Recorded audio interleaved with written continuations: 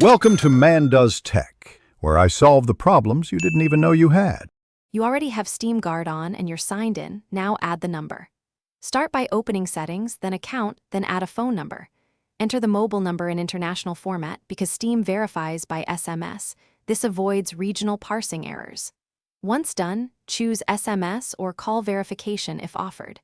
Make sure your phone has signal and can receive short codes. Weak reception is a common failure. You're initiating verification now, so keep the device handy for the code. You should receive a code by SMS or automated call. Enter it right away because codes expire quickly.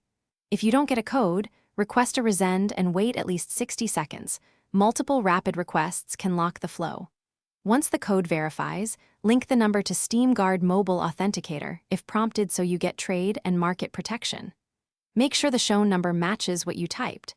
A typo here creates later lockouts, so double-check before confirming. Finish by confirming the number appears under your account settings and test a sign-in from another device to ensure Steam Guard triggers.